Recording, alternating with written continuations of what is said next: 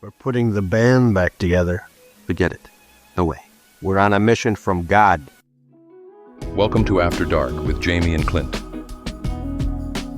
a podcast where our hosts examine questions about the Christian faith.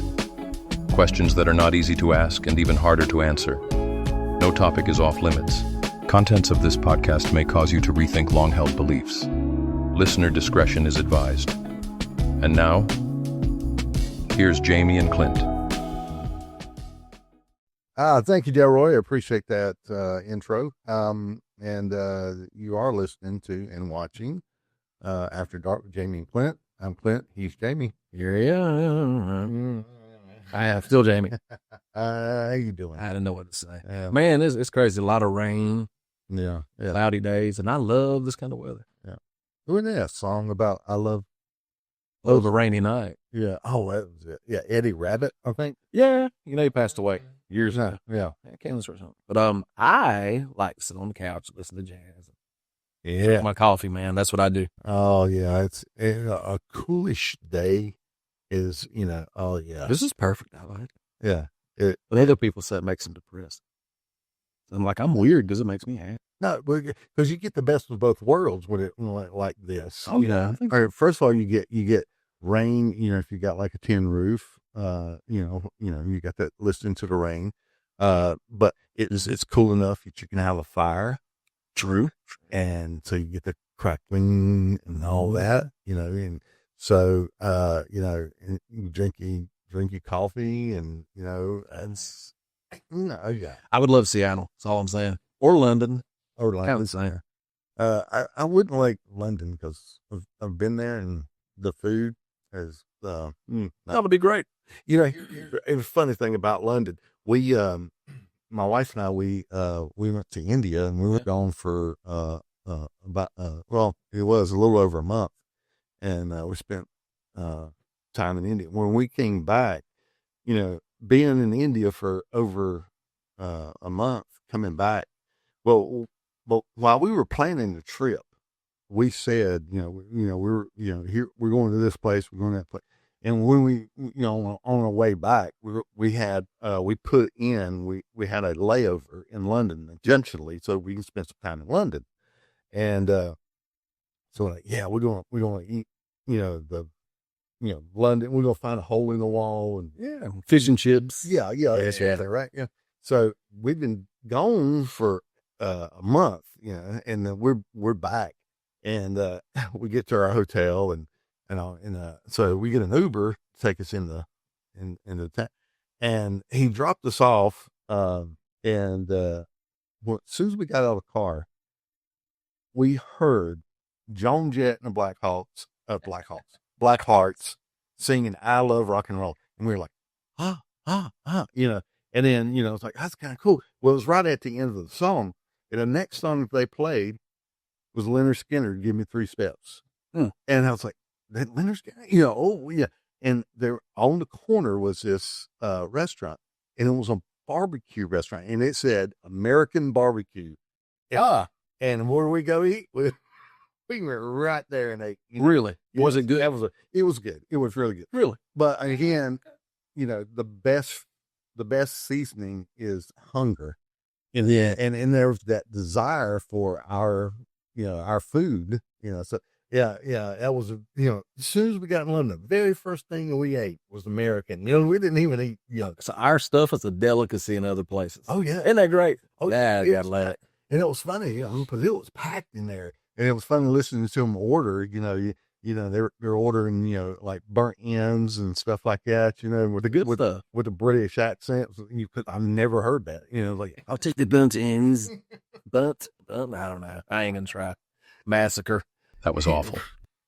Well, man, what are we? We've got Easter coming up in a couple of weeks. Yeah. Right. Yeah. And what kind of Christian podcast will we be? We didn't talk about, stuff that happened at Easter. Yeah.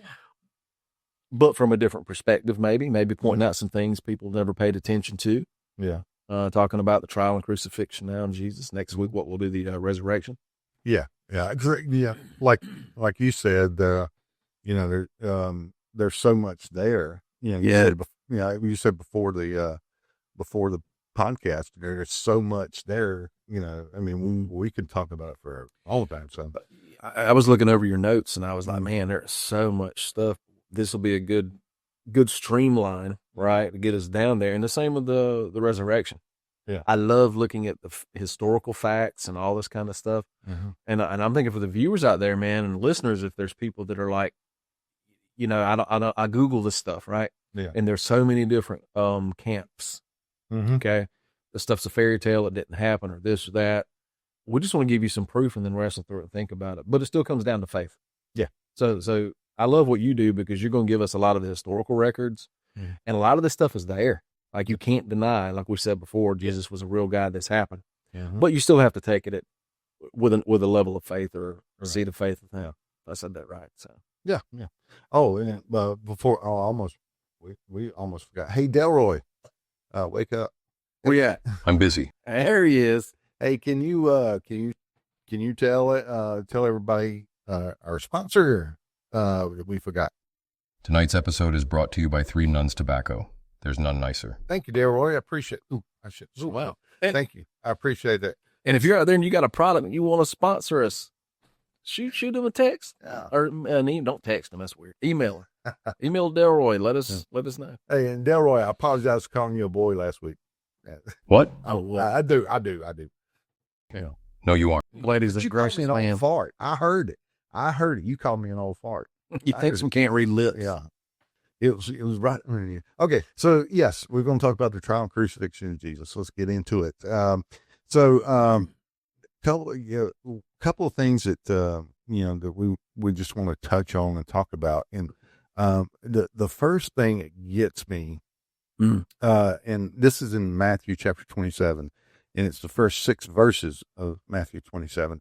And, at first, I hate to read it to you because, you can read it for yourself. I think it's great, though. Oh. Saves them time flipping or scrolling. Okay. Well, all right. So, here's the first 6 verses of chapter 27 of Matthew.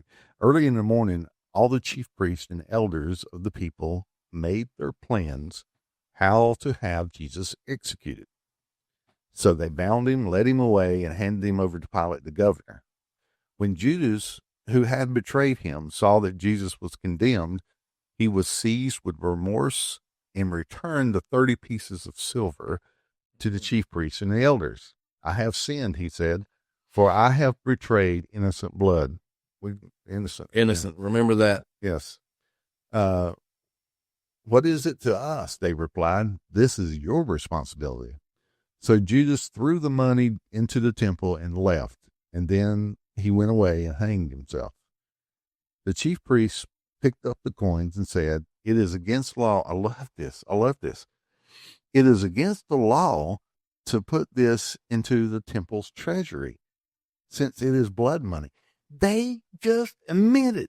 Oh, I thought he was going to hit the table. I was about to that first time. Yeah, they just admitted that they're committing murder. These are religious leaders. Oh yeah. Well, we talked before about when we read scripture, we've got to read it through whatever lens is being written through, right? Right. So a Jewish lens, a Greek, whatever. Who are they talking to? Right. Who are they talking about? And so they don't have to go in here and say, see, these guys are, you see it in what they said. Right. Their words, their statements condemn themselves, right? That's what you're saying. Yeah. So it doesn't take we don't really have to dig too deep into it. No. It's just right there in front of your face. Yeah. They said, we can't even put this money into the treasury for the temple and other ministry stuff, right? Because it's blood money. Yeah. And here's the crazy thing. They say it's against the law, the religious law. Against the, yeah. Okay. So they would be breaking their own law, but murder is not. Yeah, I was about to say. What, Oh, you today we have people, religious people, who will still look down on people for certain sins, yet the sin in their own life, they act like it's not a big deal. Yeah. That's what these guys were doing. And they were like, well, we don't want to put this money in here. Murder. Yeah. And murder I don't know. That's such a wacky thing. But let me ask you this. What would blind them to the point to know what they're doing is so wrong and not acknowledge it, basically? What do you think? I think that to be honest, I think that the ends justify the means in their eyes. And here's what I mean by that is they really, and I may be naive in this, but I really think that they didn't think that he was the Son of God. And so God will forgive us because he is committing blasphemy. And he's innocent of these charges we're going to make, but we're going to lie about it and we're going to murder this guy. But it's really hard to find a defense for these people. Well, it comes down to what you just said. People over the course of history, especially in Christianity, have done a lot of bad things in the name of religion. Yes, and yes. It's like you said, the ends justify the means. Mm-hmm.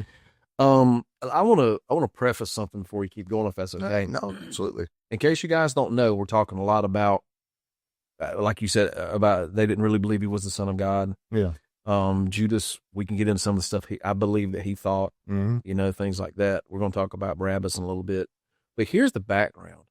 At the end of it all, correct me if I think I'm wrong, give me your opinion on this, but they expected their Jewish Messiah to be a military leader, a physical king that was going to come in, raise Israel back to their national power, I guess, the way they were in the times of David, Saul, all that, and overthrow the Roman government, kick them out, and take their country back. Yep. That's the Messiah they wanted, the general on the white horse with a sword and all this.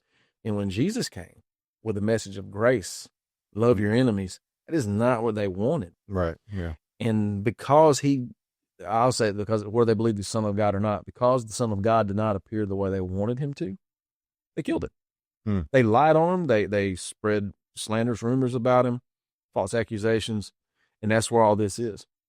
Absolutely. We see that today. If somebody does something that doesn't fit the religious norm of that culture, people go after them with everything they've got just because they don't like how it looks. Right. It looks, at the end of the day. Yeah. No, it doesn't meet my expectations. So therefore it's, they were looking for the Messiah that's coming, his second coming. Yeah. And the first coming. So they're going, well,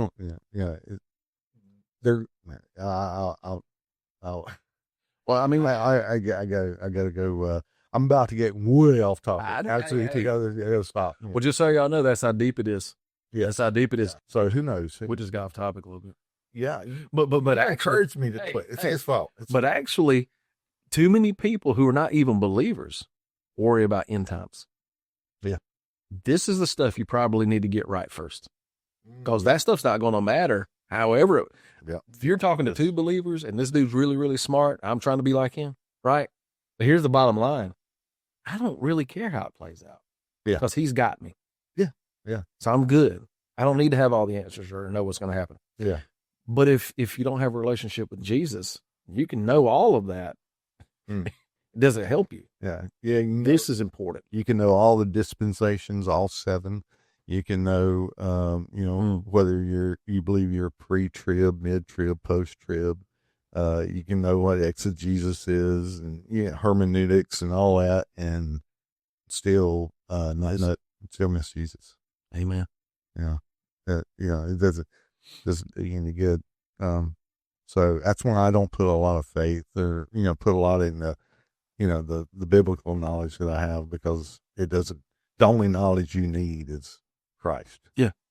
Well, the whole point of this is to say to the believer, this whole podcast is, man, look, the most weird, fringe, controversial questions that you may have, and you think there's no way that the Bible answers it, right?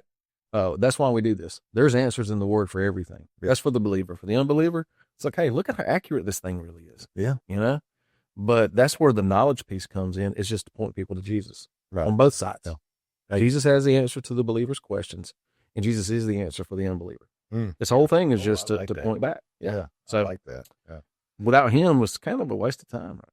Right? Yeah. Why are we doing it? What's the purpose of life? Yeah. Well, back to the money thing. So Judas, he does this whole deal. He's got the money. He throws it back at the guys, right? 30 pieces of silver. Yeah. He hangs himself. Yeah, he hangs himself. And they admit that this is dirty money and we've betrayed innocent blood. Yeah, blood money. So where are we at now? A couple of things. One, it was 30 pieces of silver, which was not a lot of money, believe it or not, at that time. 30 pieces of silver, and this was back. This was back. I'm not going to say how long back, but it was back a good little bit. But the equivalent at that time of 30 pieces of silver was like $200. Now, some people say, "Oh, that's a lot of money," but to commit murder or be an accessory to murder, hey, I want some commas in mine, Yeah, dude. Well, at least one comma, if not two, Okay, well, for me personally, I just wanted to touch on the fact that number one, Jesus was, he was murdered by religious leaders, by the leaders of the church, Yeah, that's what they were. We got to call them what they were. And that was the church at the time. Yeah. And so, and as you said, there's been a lot of atrocities that have taken place throughout history in the name of religion, and in the name of God. And for me, I get a little defensive, because people, they blame God, the atrocities that Christians have done all 30 years, and all this, and a God, blah blah. I'm like, don't blame God for evil people. That's right. It's just it's like saying you got a crooked cop, so all cops are crooked. Well, to keep it in the religious form, it's the same thing with Muslims. I mean, we're Christians. I don't believe in the Muslim religion and all of that, but I've met some really good Muslims. Yeah. People that were devout, that loved people, that were peaceful. Mm-hmm. But even they will tell you, man, we're not all terrorists. Yeah. Don't put us in that category. Right. It's the same thing here. Yeah. Don't put all of God's people in the category of the people that have done bad in his name. Yeah. And I gotta say thank you for saying that, because I've got to make my remind myself, don't put all religious leaders. Yeah. Because I tend to do that, I'm right there with you. And some of it is just battle scars, so. I like that, battle scars. Yeah. We got them. Oh, yeah. Oh, my gosh. This guy's got a lot of he just passed it on to me. Hey, there's something interesting, too, though, about that 30 pieces of silver, if I could just point this out. What's that? You remember Joseph in the Old Testament, coat of many colors and all that? Mm-hmm. So his brothers sold him into slavery for 20 pieces of silver. Mm-hmm. Now, if you go back and study that, now we're not talking at the time this happened with Jesus, but in Joseph's time, what was that? 3,000 years before or something? No, it was, Joseph was, Delroy, you'll correct me if I'm wrong. I know you do. You will. He will. Put it on that thing, but I think it's like 1,500 years. Was it? Yeah. I'm way off. Yeah. 3,000. Anyway, hey, it's a long time. Yeah. But the price of a wounded or crippled slave. Mm-hmm. Slavery was just a thing during that time. Yeah. It's horrible, but that was common. Yeah. So the price of a wounded or crippled imperfect slave would have been 20 pieces of silver. The price for a perfect slave without blemish or any health issues was 30. 30. Wow. Very interesting. Wow. Because they sold a brother for 20 saying, you're not good enough. You're broken. Yeah. So you see, this is one of those interesting contrasts I always like. And Jesus is a perfect lamb. Perfect without blemish. Yeah. Wow. That's pretty good. So the cool thing to me on that, because I've preached that before and tied it to the gospel, is that and I want y'all to think about this, even in the middle of him, Jesus, being betrayed and technically sold, he is still proving who he is prophetically. Yeah. Even with the amount of money. Yeah. Why wasn't it 29 or 31 or 40? Yeah. Or 20? Yeah. Or 20. Interesting. Yeah. I'm like, he's God. It's like, even when you guys think you are in control of him, he is still saying, this points to me. Crazy. Playing checkers and he's playing chess all day. And then, what prophet was it? Is it Jeremiah that prophesied that, that they would buy a potter's field? Oh, I just listened to it, actually. Just studied it. I wanted to say Jeremiah. Maybe it was Jeremiah. Yeah. I don't think, I'm leaning toward Isaiah, but I don't think it was Isaiah. Yeah. Delroy put it up here. You got too much control back there, Delroy. All right, so let's go on. Let's go on. I think let's go on. A few episodes back, we talked about the difference between being guilty and not guilty and innocent. Yes. And how salvation, we're declared innocent in salvation. And so I wanted to point out, and it's in chapter 27 of Matthew. Now Pilate, if you don't know who Pilate is, he was the Roman governor. Now the way it worked, the way Rome controlled most of the world, their army would go in, they'd concentrate on the area, and the army would go in, they'd conquer a nation. Now, the kind of quell rebellions down, they allowed people their own customs and allowed them to continue. They didn't try to make them Romans. Right.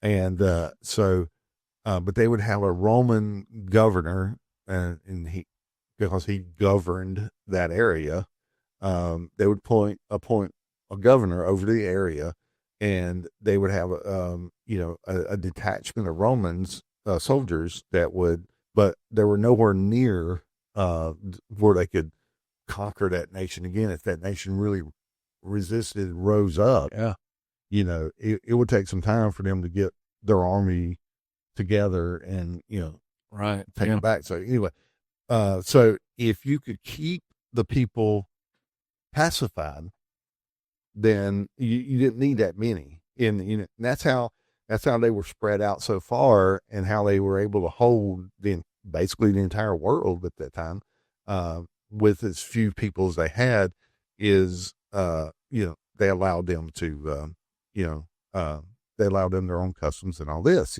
So anyway, I say all that. So the Roman governor at this time, when Jesus' trial and crucifixion, was a guy by the name of Pilate. And we'll talk about Pilate in a few minutes, but his wife, she was burdened with a terrible nightmare. Mm-hmm. And I mean, it freaked her out. She was, I forget the exact wording, but she was haunted or distressed or something. I mean, it wasn't like, oh, I just had this bad dream. I mean, look it up. Yeah.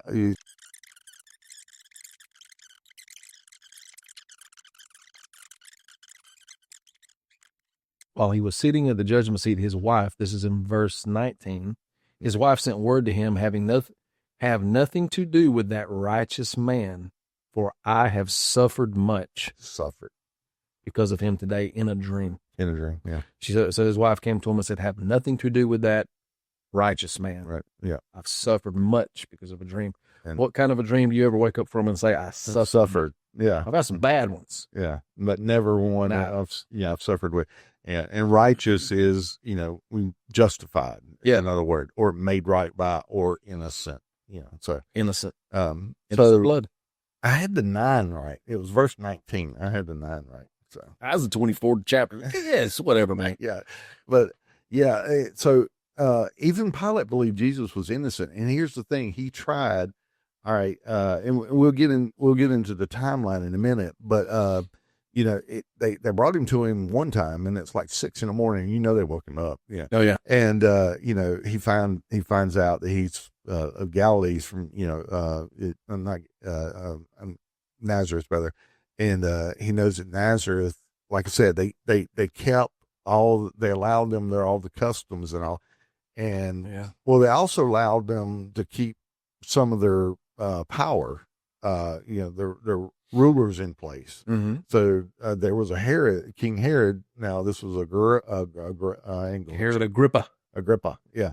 I think that's how you say it. I can't. I've learned something. If you don't know, this is for the folks at home because you already know. If you don't know how to say something and you don't want to seem dumb, just say it however you want to with confidence. Yep. I did it in school, and it worked a lot. Not always. Oh my goodness. Yeah, it was. I had to do a oral report on Plato's The Republic. Oh. He was in smart classes. I do one on Abraham Lincoln's rifle or something. I don't know. Like, oh, man. So, yeah, as Jamie said, just be confident. Be confident, man. Yeah. If you're wrong, be wrong. I might not be the smartest one in the room, but I'll be the most confident. There you go. Yeah. But get back to so Pilate believed Jesus was innocent as well, and so his wife said, he's innocent, and Pilate said he's innocent. Now, if you remember a few episodes back, we talked about that, about guilty, not guilty, and being innocent. Yeah, I remember that. Salvation brings us innocence, and who is the author and finisher of our faith? Jesus. Yeah. And Jesus was innocent. These are people that, are non-believers, and they said he's innocent. I love that. And Pilate really did not want to send Jesus to crucifixion. Now, yeah, I believe that he was torn up about it. Yeah. We know, I mean, he committed suicide later in life. And if he would have listened to his wife, he would have listened to his gut. I think he was fully persuaded. Yeah. That's what caused him to, but I don't think. But he was also persuaded by the crowd, and he had to take the pick. No, I mean, when he got to the point where he committed suicide, I think he was fully persuaded that it was an innocent man, or there's something special about him. But the Son of God, I don't think he ever got to that point. But he tried so hard. All right, first of all, they bring him to they all right. Let me back up a little bit. I'm going all over the place. It's like a shotgun blast. It's boom. The Romans, like I said, they allowed their conquered people to keep their customs and all. And one of the things that they did is they left their people in power. So there was a king over Judea, king of Judea, and he just happens to share the same name because he's his grandson. The Herod of when Jesus was born, this is his grandson. So King Herod, and so Pilate says, "Oh, this is a guy that lives in Judea. He's from Judea. Oh, send him to Herod. Let him take care of it." Yeah, and so you have a little bit of power. You still have a little bit of control. And if you can get some of those people, and you can pacify some of those people, then the rest of the rebel rousers, you just subdue them. Yeah. And, like insurrections and so. So, crucifixion was reserved only for those who committed treason against them. Yeah. And it was a deterrent. And, you come against this government. This is you. This is what's going to happen. This is what that's why they would leave them hanging up there for a while. This is what's going to happen to you. And that's another thing about Jesus. They allowed Joseph of Arimathea to take his body immediately after death, and that was uncustomary. Yeah, they leave bodies up for days, and it's like you got your accusations, your crimes, nailed up there, for everybody to see. So it's hey, if I'm part of this gang of rebel rousers and we're going to overthrow the government, and then I look up and there's a guy doing the same thing, and they just watching him and then seeing his body for days. Yeah.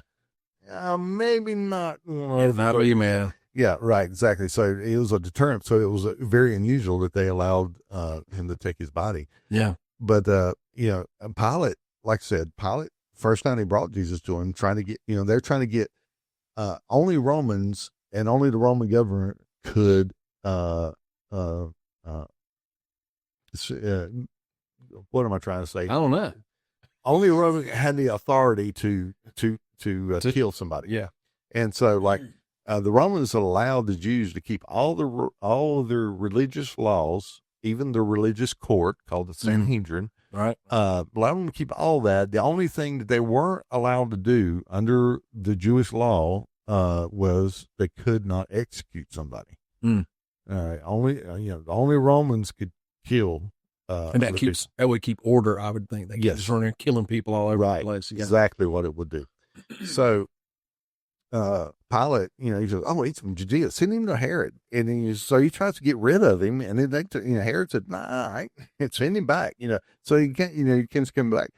So, but here's a stunt that Pilate tried to do. Like I said, he was trying all kinds of things. He said, he flogged him. Yeah. He had him whipped, and thinking that would be once they see how he suffered, that would appease them. That didn't appease. They were bloodthirsty, man. Yeah, he tried all. So this was one stunt. And to me, that was a very shrewd move. I think what he done.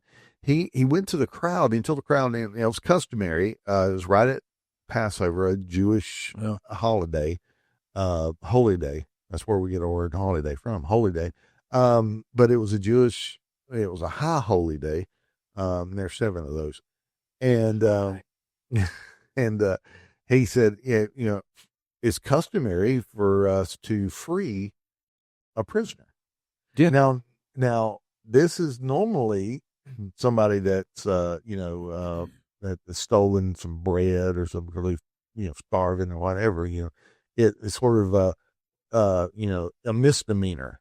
Yeah. Caught this guy jaywalking or whatever. I don't know. But, that was, he would release somebody or a debt, somebody that had a debt. Yeah. So basically the person that had the lowest crime or the, what's the prayer? Yeah, just the lowest crime. Right. Not the real heinous, heavy stuff. Yeah. The shoplifter and stuff like that. Or, somebody that, like I said, they threw people in prison if they're in debt. Yeah. Or owed a debt and they couldn't pay it, whatever. And so, so what Pilate done, he said, "Okay, we're going to release somebody. I'm going to release somebody, but I'm going to let you decide, crowd." And so he brings Jesus out. Does the camera put 10 pounds on you, or am I just fat? It puts it. I'm going to the gym. Go for me too, will you? I'll die a little bit. I ain't wearing this. Spanx. I'm getting Spanx. There you go. Get those that got the tight. Perry Noble had a great story about wearing Spanx one time. I'll tell that later. Oh. So Pilate, he brings Jesus out and he says, "Okay, I'm going to release one of 2 people and you're going to choose." And he brings Jesus out, and then he brings out this guy named Barabbas. Now, Barabbas was an insurrectionist. Yeah. Which is, that is punishable by death because that's treason. Basically, let's just say he was a terrorist against the Roman government. That would be a very good description. Yes. He's like a rebel. What do you call it? Like you go to like some of these South American countries and they have like a rebel party. You know what I mean? And they're fighting against the government. He's basically like conscious. That. Yeah. The conscious. He's basically like a guerrilla fighter, a rebel, whatever. Yeah. And so murderer. Yeah. A really bad dude. Probably, and most scholars tend to agree that Barabbas was the worst prisoner that Pilate had. He brought out the worst. So you have the best, the most pure, the innocent, and you have the most guilty. Yeah. The worst, and he goes, "Okay, which one do you want me to release?" So Pilate's thinking this is a no-brainer. It's a no-brainer. Of course. Nobody's going to want this guy running around their neighborhood, It's like if you know Pee Wee Herman was, if you arrest Pee Wee Herman, now this is y'all, look him up, he was great, and Charles Manson, and they're like, all right, which one do you want? Yeah, we'll take Charles Manson. It was Pilate was shocked by that. He really, that was his last bit. Now, you may be wondering why a Roman governor would try to appease a crowd. Well, now, a couple of things, but let me answer my own question first. My brain's going 100 miles an hour. If you wondered that, the reason why is he wasn't scared of them or anything like that. I mean, he just had them all wiped out. It wasn't that, but what it was is he was getting heat from Rome, from Caesar, because Israel was becoming a really hotbed. And, he's like, I have a governor there for a reason. You better keep the peace. And we know it was a powder keg that was, because it finally exploded. Mm-hmm. And about 40 years after Jesus was crucified, about 40 years later, and that was around 70 A.D. They Rome coming through, and they just leveled the temple, no more religion, no more this, that, and the other. I had to look this up. The Siege of Masada, is that the same thing or just something different? Yes, Siege of Masada, the mass suicide and all that. Yeah, around 72 to 73. That's what it's all about. Yeah, they it was up on basically like a plateau kind of. Thank you. That's it was like a mountain, but it was flat on top. Yeah, it was really flat on top. Yeah, I saw that. And they had plenty of water. They were really scarce on food, but that was their last stand. Well, look up Siege of Masada. Mm-hmm. This is the time that all this stuff has taken place, roughly. This is the time in history, and this is what life was probably like. If I'm not mistaken, all of the men, when they knew they were going to be taken out, killed the women, killed the kids, and then killed themselves. Yes. That's rough. And here's the thing.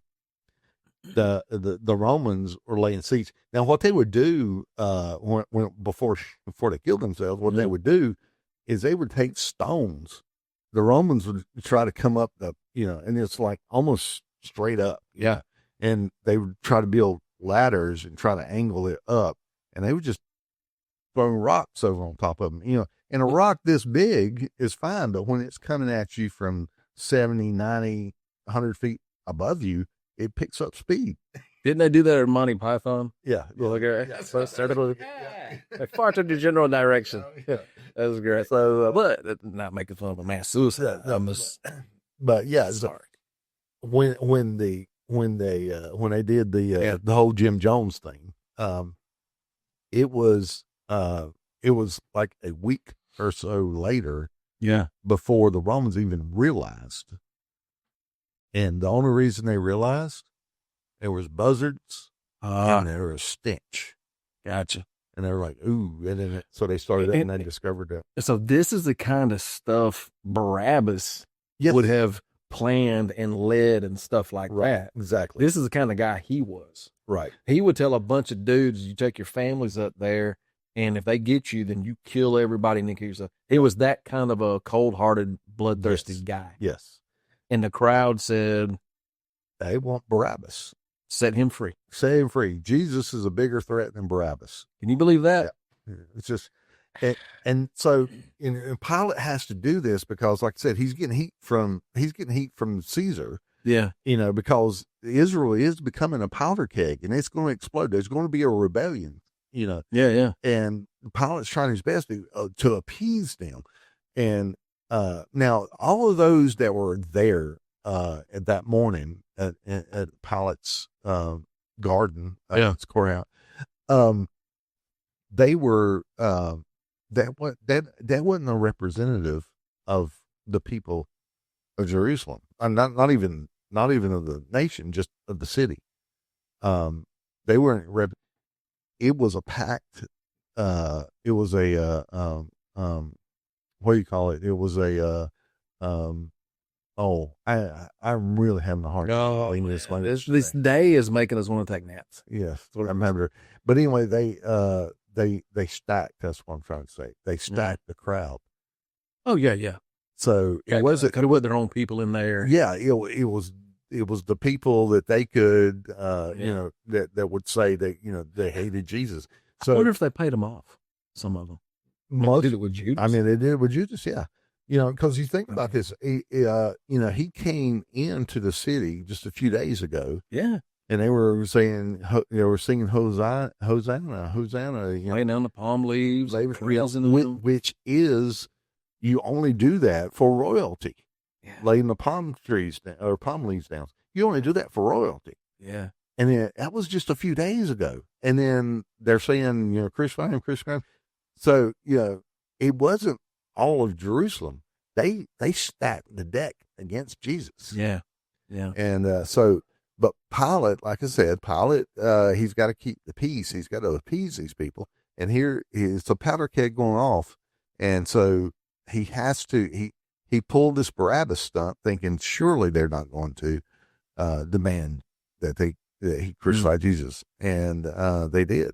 They let Barabbas go. And and it was like, didn't make a lick of sense to Pilate. Didn't make a lick of sense. He's like, what is wrong with these people? And he was probably just ready to get back to Rome at that point. He was pretty done with Tiberius was done. That's when they sent Pilate. Tiberius was like, I'm out of here. You've got to get me relief. I'm gone. Yeah. Sorry, I'm going off on tangent.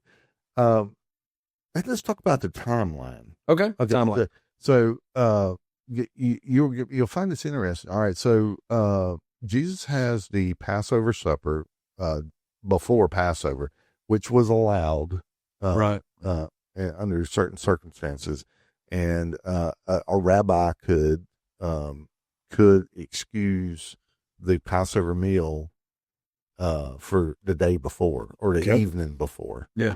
And again, that shows Jesus as a rabbi, as a teacher, legit teacher, that he did. But anyway, so they had Last Supper. That's when Jesus tells Judas, "What you must do, go do now." And he leaves to go betray him. And this brings up another point where you talked about before about the myths of Jesus. In one of the episodes, we talked about Jesus was, he was just ordinary looking, and this proves how ordinary looking he was because they needed somebody to point him out. Needed a spotter. Yeah. Which one is Jesus? Yeah. Which one's Jesus? We need, and that's, so they were able to get Judas to, betray you. He says, the one I can go up to and greet and, kiss and don't go in, just like in France. It was a greeting. It's a greeting they did and they still do. A lot of places, kiss on the cheek, not a weird thing. Yeah. But the reason that Jesus actually said, "You betray me with a kiss," is because that's a greeting for a close friend. Yes. He was saying, right. He addressed him as friend. Yeah. And he was like, "This is how you're going to do it?" Yeah. Yeah. You really, and I bet human mind, I would be going, "Yeah, I thought it worked." Yeah. It's like, so as a president, how dare you? But anyway, I was like a slap in the face. Yeah, it really was. It was, so anyway, it goes and just another point to prove that Jesus was like, he's just ordinary looking. He blended in. He just looked like everybody else did. Yeah. So anyway, so he goes into the garden after dinner. He goes into the garden, and he asked God 3 times of the Father. He asked 3 times. It got to be another way. There got to be another way. And 3 times, Father says no. Yeah. We've been through this. And so he makes up his mind. He's going, and he gets up from his prayer from the 3rd attempt. And this is around midnight. Okay. Now, so Jesus has been awake now for let's say he woke up that day at 6 a.m. Yeah. All right. So he's been awake now for 18 hours. It's about bedtime. Yeah. It's midnight. And that's when they come and arrest him. Now, they arrest him.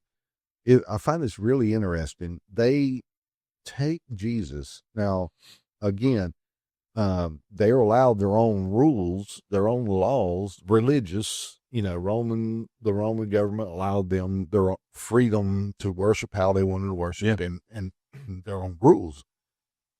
Excuse me very much. I'm sorry. So they take Jesus, but they don't take him to the high priest. They take him to a guy by the name of Annas. I had to pause before I say it. It's Annas. Annas, not Annas? No, it's not. Annas. It's pretty. You know what? Yeah. Keep going. I know. I'm sorry. It's an ass. I can't help myself. But well, I It's mean, an ass. yeah, That's yeah. And I had that's the reason I had a pause because I was about to say an ass, and I was like, I just said it. I didn't even mean to. yeah. Well, where he was though, he really was. He, An ass really was though. yeah. You know. So they had to take you to an ass, and we're so juvenile. I swear. I mean, and if you're out there going this, you would laugh too. And if you didn't, yeah. check yourself. Oh, Come on. my gosh. Life's too hard not to laugh sometimes. So where did they take him? To This is biblical. oh my gosh.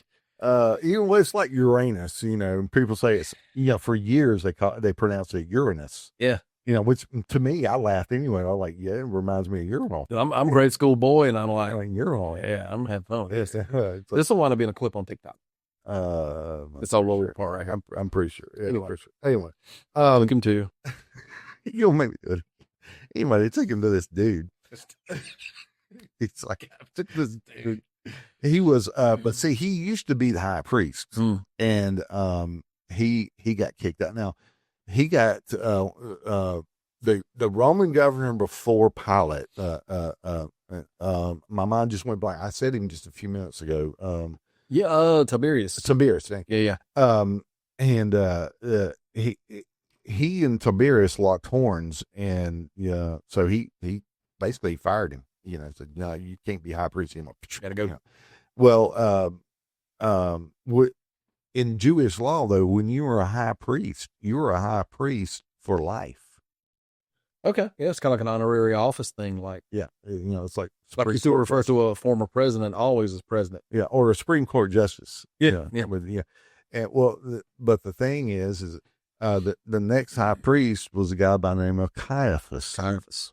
And apparently Caiaphas' dad liked him a whole lot more than his grandfather liked his dad, because he didn't name him a funny name.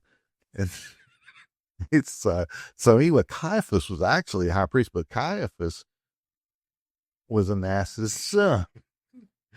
Oh, maybe I gotta go into that. No, I can't do it. I can't do it. He was the son of Anas. He was the son of, yes, he was the son of Anas. We will get canceled over this one. We're gonna lose a lot of people. We love y'all, man. Oh, but anyway, he was no, he wasn't his son. He was his son-in-law. Son-in-law. Me too. So, I'm kidding. I love my father-in-law. Oh my gosh.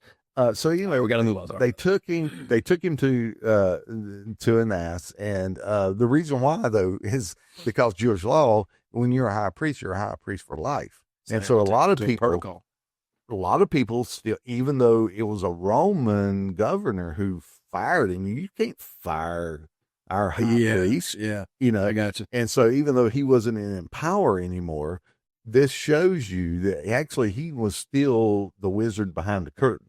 Right. He was still calling the shots. And who was the high priest? His son-in-law. Okay. Yeah.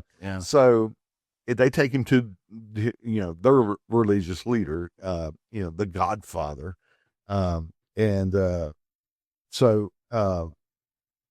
they took him to the Godfather around 1 o'clock. It was the first place they took him to. Arrested him around midnight, and it's about 1 o'clock in the morning. They take him to this dude. And then from there, he says, yes, all right. Now here's a cool thing though. Here's a cool thing. Anas was, he was still in the whole, he was still running things. Now scholars, there's, Josephus, a first century historian who was not Christian. Okay. So he's, he was a Jewish historian. He wasn't Christian, so he's not. You couldn't say that he's a Jesus apologist or whatever you want to say.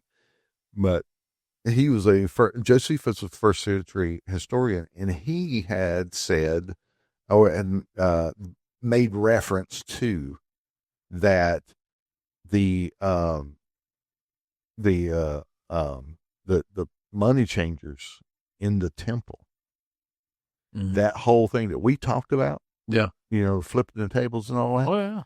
that whole racket was being run and controlled by an ass. I figured. And so that's why they couldn't. I was trying to ignore that one. It But makes sense. Only an ass would do that.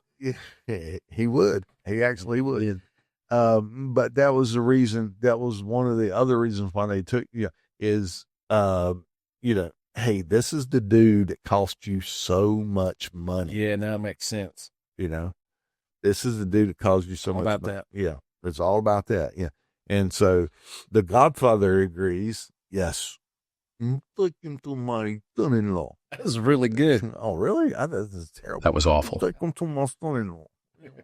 And give him an offer he can't refuse. You need a cat. Yeah, That's so good. That's it, yeah. All right, keep going. He's thinking about getting a cat now. No cat. That's it. 3 nights. All right. That's all I got. Anyway, so he takes him. They take him to the high priest, the one that's in power now. Caiaphas is his son-in-law, and he gets there around 2:00 in the morning, and he's there. So Caiaphas then, all right. So first of all, we got to have the court. We got to have the Sanhedrin, and so assemble the Sanhedrin real quick. 2:00 in the morning, and we need some witnesses. We need some go get some witnesses. Now here's the thing. That's their court. There's their religious court. It's called the Sanhedrin. And so we got to bring it. Well, first of all, there's 70 people in the Sanhedrin. There weren't 70 people there, at 3:00 in the morning. And so that's when all these accusations. Well, these accusations were coming from people that they were paying off. They were literally just dragging people off the street. And that's 3 in the morning. You know, kind of people that'll be wandering around the streets at 3 in the morning. There, We have been those people. we've been those people. Yeah. Yeah. And I'll give you a couple of silver coins, and But isn't that horrible though, man? You think about it, they hated this guy so much, and these were religious people with knowledge. That's the thing about it. They know right from wrong. They know God's word. Yeah. They can quote it to you. Yes. I've said many times, I may have said it in other podcasts, and you know this. You stand in front of an old school rabbi from that day and time, and you say, hey, I'm religious.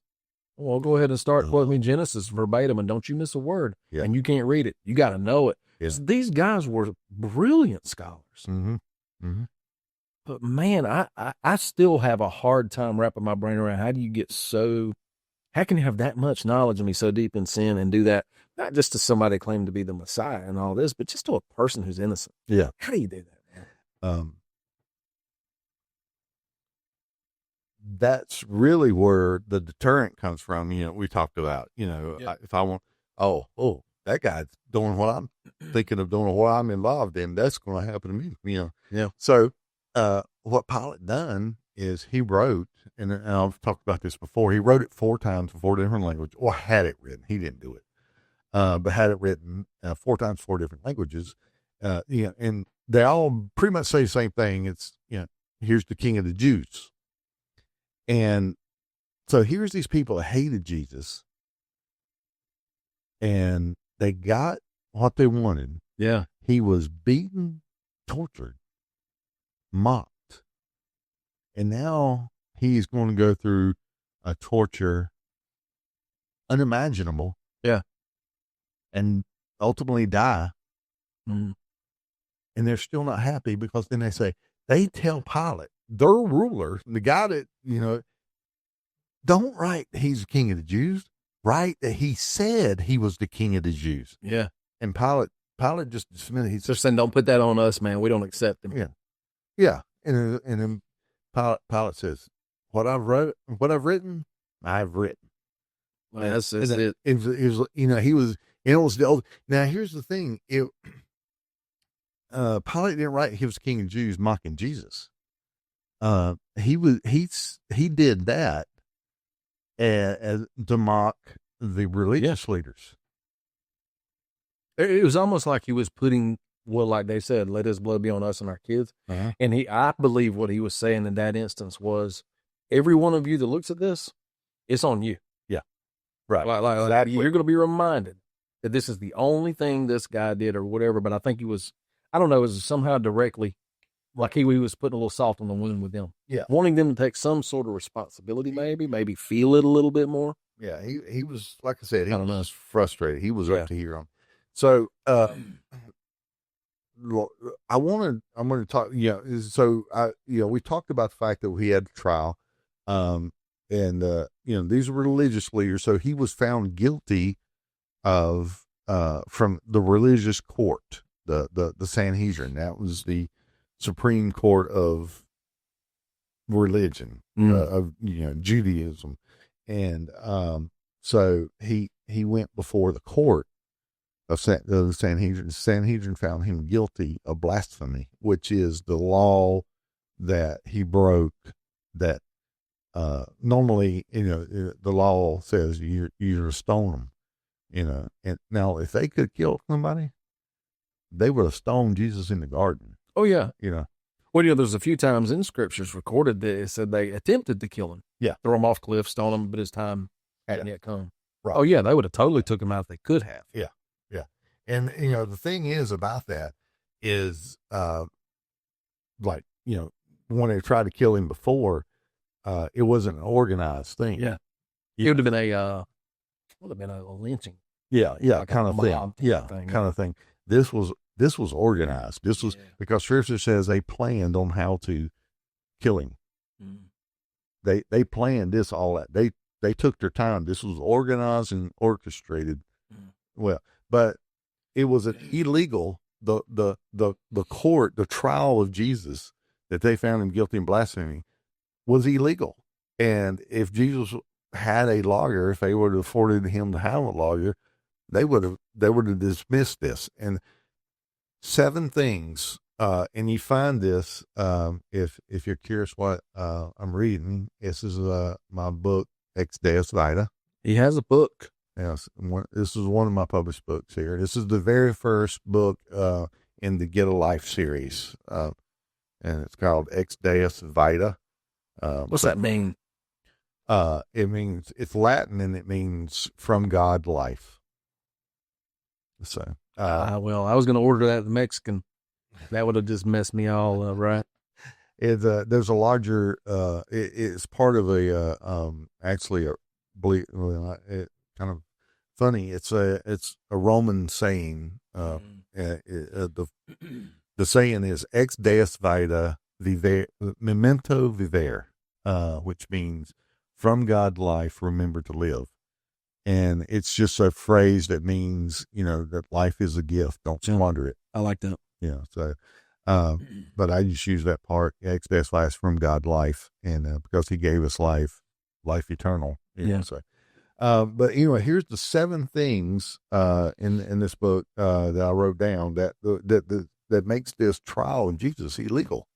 The first is the indictment against Jesus was illegal because the judges themselves brought up the charge. In Jewish court, the Sanhedrin by law is not allowed to originate charges. And we know the chief priests and the religious rulers were the ones that brought the charge. They're the ones that are trying to drag the drunks off the street, trying to get them to agree on all this. They're the judges. The Sanhedrin, they're part of the Sanhedrin. So it would be like the members of the Supreme Court dragging some dude out of a club and saying, "Say this." Yeah, say this, and then running around and sit down, behind the bench and whatever. So right there is illegal. It's number be acceptable, not acceptable. Yeah. Number 2, no Jewish trial could ever be held at night. Really? Mm-hmm. Could not be held at night. The law stated that it must be held during the daytime. Now, the following what I'm going to read is taken directly from the Talmud. Talmud. I know that one. I was about to say, I said mood, like, Talmud. I don't know. Keep going. I was about to do it again. Sorry. The ship has sailed.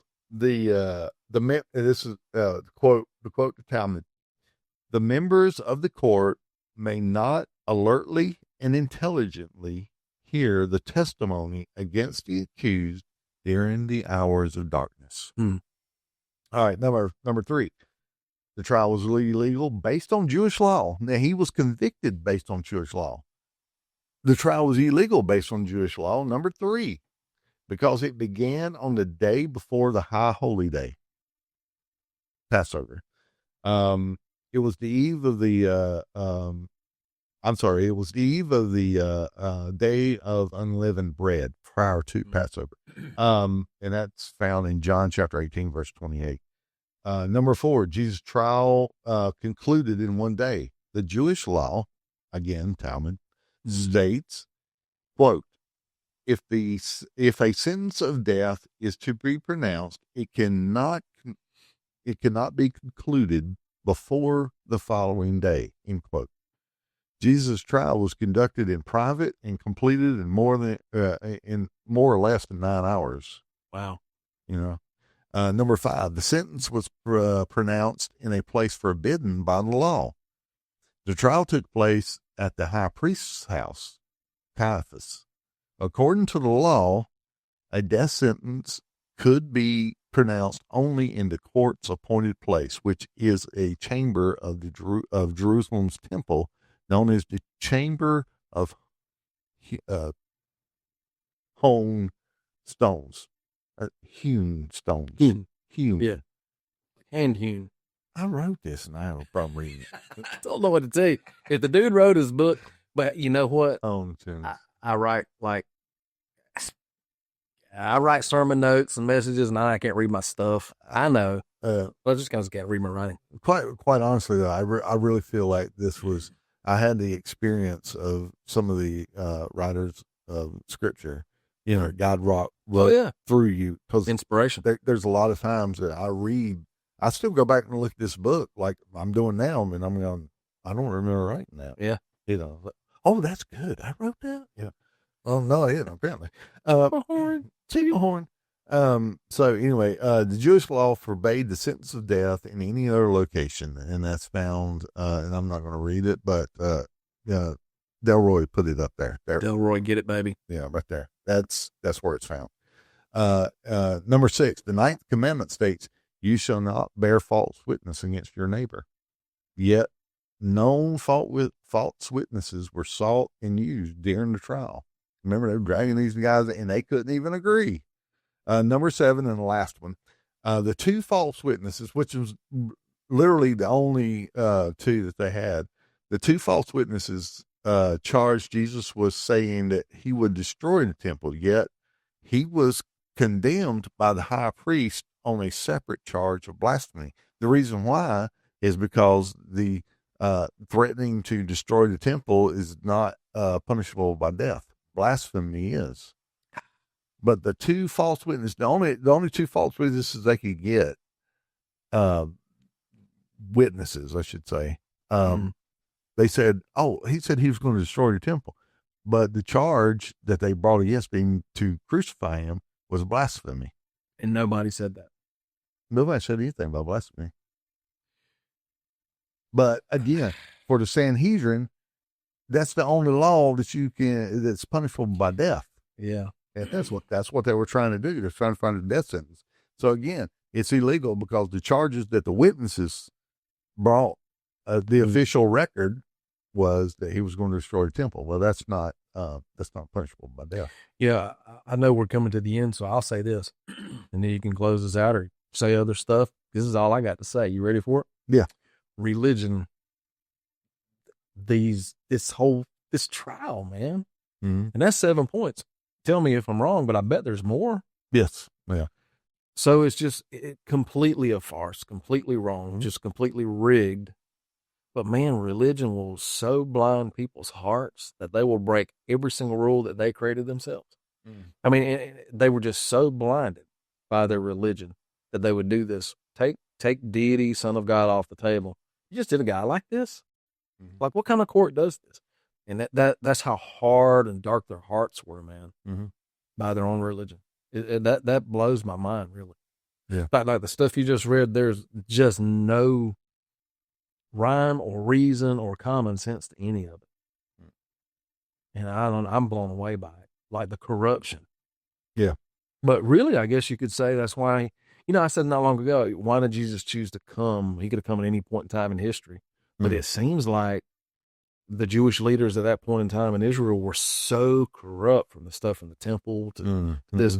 They were just corrupt from the inside out. That's what it seems like. Yeah. I hate to put them all in that basket. Like you said earlier, I'm sure there were a couple of good ones like Nicodemus. Yeah. Man, it seems like by and large, they were just corrupt to the core. Yeah. You got Nicodemus, Joseph, Arimathea. Yeah. There's 70 people, but there weren't 70. Nah. Because again, it was, started at 3:00 in the morning, and they ran till about 6 before they took him to Pilate. But maybe Jesus came at that time to expose the religious corruption and the darkness during that time, because it was so heavy. Yeah. I mean, that's all I can think, man. That is, I guess such a weird thing for me. I'm kind of torn now, because I'm like, thank God that he came, went through all this for us. Mm-hmm. Wow, how horrible that is, man. Yeah. I mean, if we had a friend that went through that, we would be appealing this thing to every court we could. We'd be on social media. We'd be screaming it from rooftops like we do now, how corrupt the government is in different ways when things happen. Yeah. And to see that and to not see anybody really rising up and saying this is wrong, well, is mind-blowing, man. Well, you got to remember they did this right in the early morning hours. By the time people woke up, his crucifixion started at 9 a.m. That's true. So by the time everybody got up and got going on, what's going on, by the time they caught up with everything, he's already hung. Yeah, they did it in such a way that there was no opportunity for intervention. Right. Yeah. And that, that's why they did it in secrecy and all. But, the hypocrisy of it, we're going to execute you because you did something illegal, yet the whole trial was illegal. Yeah. It's the hypocrisy of it. But, Jesus, again, most powerful thing he ever said, or one of the most powerful things, no man takes my life. Yeah. I lay it down. And if I have the power to lay it down, I have the power to take it back up. It was just letting them know, I'm letting you think you're in control. I got this. Yeah, you're doing what you're doing by design. We talked before about in the garden when he said, man, if it's your will, let it pass for me. I think we talked last time about that. Right. And I'm thinking to myself, now that you've brought a lot of this stuff out, he wasn't just talking about the beating and the crucifixion, just the way he was treated. To think about, and then when I said the way he was treated, up all those hours, walking miles, no sleep, being beaten, just the entire experience. Man, if I went through an eighth of that, I'd die. Oh, absolutely. I mean, dude, I wouldn't have made it. That would, that long. I would, I wouldn't have made it to the cross. I'd never made it to the trial. Yeah. I'm like, so if you ever doubt that Jesus was a tough guy, I don't know any man who could go through that. So he wasn't telling the lie when he said, I'm laying it down and I'll pick it back up. Yes. Yeah, for sure. Yeah, absolutely. I'm good. I couldn't have said it better, and I don't think there's a better way to end this conversation. Not the topic, just this conversation. Yeah. So much more to unpack, and we'll unpack it next week. That's it for you. I'm good. That's it for me. Delroy. All right. Thumbs up, good. Delroy. Delroy's good. All right. Well, you've been watching and listening After Dark with Jamie and Clint. I'm Clint. He's Jamie. Still Jamie. And we'll see you next week. Until then, tell your mama I said hey. Come on, baby, don't you wanna go? Well, come on, baby, don't you wanna go back to that same old place, sweet home, Chicago. You've been listening to After Dark with Jamie and Clint. Visit our website at www.adwjc.com This is Delroy. Until next time, thanks for listening.